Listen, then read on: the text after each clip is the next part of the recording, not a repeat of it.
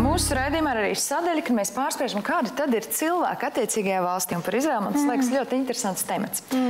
Līva, tas 5 mēnešus tur nodzīvojis, un tu noteikti ļoti daudz esi bijis saskarsmē ar vietējiem iedzīvotājiem. Kāds tad ir Izraēlas iedzīvotājs? Tiešām ir ļoti dažādi, atkarībā no kurienes viņi ir ieradušies, bet viņi ir ārkārtīgi viesmīlīgi. Man liekas, es nekur neesmu piedzīvojis tādu viesmīlību. Man pilnīgi nomainījās tā vārda definīcija, ka man dažbrīd likās, ka mani vienkārši tā ģimene adoptē, ka tā mūsu viesmīlība ir, ka tur uztais ēst, tur tas cilvēks paliek, bet ka par tevi tā rūpējās un ka tev ved ceļojumos un tev visu izmaksā un ka viņiem tas liekas absolūti normāli. Un, tas ir arī tas, ar ko Abrahams īstenībā, viss šīs tautas tēvs, ar ko viņš ir slavens, ka viņš bija ārkārtīgi viesmīlīgs, ka viņš lūdzās, lai viņš kādam var lai viņi nāk, paliek pie viņa ilgāk. Un to tiešām var just, viņi ir ārkārtīgi viesmīlīgi.